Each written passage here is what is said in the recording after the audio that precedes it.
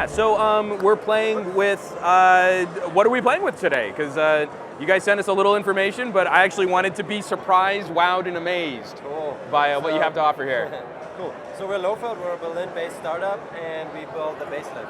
The Basslet is basically a wearable subwoofer. So you listen to music in headphones, you put this on, and you can feel the bass of the music directly in your body. Okay.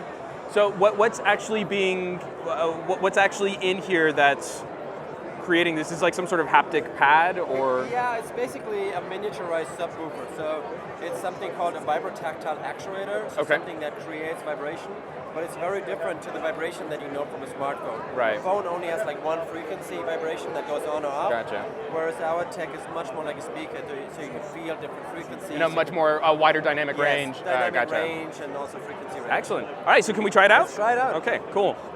Now I'm right-handed. Is that going to mess me up? Am I going to No, it's fine. like I'm going to have to like I won't be able to like eat or anything like that afterwards? Maybe that wasn't a part of the All right. Like that. Awesome. Any music preference? Actually, do you have any like jazz? I have some acoustic music on here. Okay, surprise me. Let me see what you got. All right. I'll start with something electronic first, and then we switch over to Perfect. acoustic. So there are two buttons on here. You can increase or decrease the intensity, however you like it, and otherwise, just relax and enjoy the music. Oh, that's cool.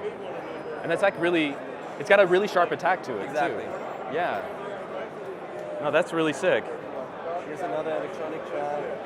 So this system is going through, this is a cable that's attached, and this is sending a signal wirelessly to here. So we decided to go for an analog solution, so anything that plugs into a headphone output, because that way it's compatible with everything, like a PlayStation. You could even use your old, like, 80s Sony Walkman if you wanted to. Well, except for the iPhone 7, which doesn't have a headphone jack, so that's out of an adapter.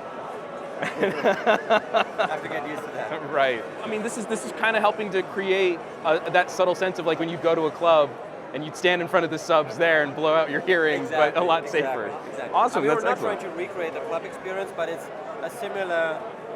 It talks to the same sense, basically. You know what I mean? If you go into a club, you feel the music in your body, and it's kind of the same principle. So obviously, a lot of people ask, so how do you charge it? There's no USB plug or anything on it. We have the two volume buttons. We designed it in a way that you can use the two volume buttons as charging contacts. Oh, cool. So it just snaps to the sender, you plug your micro USB into the sender, and you charge both devices at the same time. That's cool. Very straightforward. And so because of this, water resistant? It's splash proof, so-called IP44. So I mean, you can not get submergible, wet, but but you shouldn't take it in diving. And what's the battery life on a roughly? Normal use from experience now, it's about 10 to 12 hours actually. Wow. If you crank up to maximum intensity, it's going to be more like 6 to 7 worst case. It's launching on February 7th in the US and UK, and it's going to sell for $199 US. $199. Including shipping. Excellent. Can you fire up something else? Sure. So here's an acoustic track, just to give you a little bit more detail on like, this is a Patti Smith song. Ooh, I like that.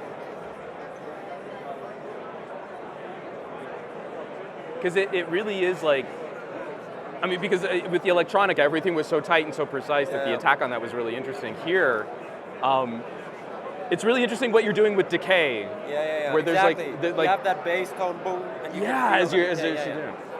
So the background actually being, I'm an upright bass player, so for me, the instrument is very tactile. You plug a string, you feel it. And when we built that technology, we really wanted to match the accuracy to the real thing. Like if you hold a string in your hand and you feel the vibration. No, that's cool. And so, I mean, being an analog nut, like getting back into my vinyl collection and everything, I'm really excited about this process. What was the thinking in going with this kind of a cabled solution over trying to utilize like Bluetooth? Like Bluetooth has become the big, like iPhone 7, no headphone jack. Everybody's talking about Bluetooth headphones right now. Was this like a fidelity issue that you wanted to transfer that kind of a signal? Also, I mean, in the beginning, we talked to a lot of music fans, and we think that the real music fans are our first like early adopters. Yeah. And so we just talked to them and said, hey, what's your platform? Where do you listen to music? What do your headphones look like?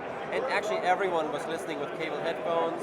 And they also, the other thing they said is, wow, this is amazing, but I don't want to only hook it up to my phone, I also want to use it with my PlayStation, with my, I don't know, Sonos or whatever. The widest possible. Exactly. Yeah. And Bluetooth is great, but the headphone jack still, despite Apple, is still the most widespread standard for audio.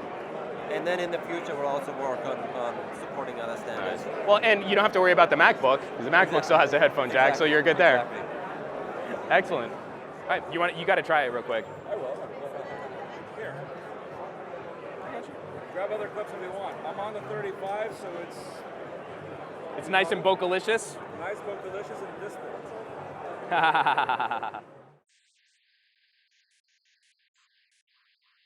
A little inside joke in the office, we sometimes hook at both basslets and see which one moves faster.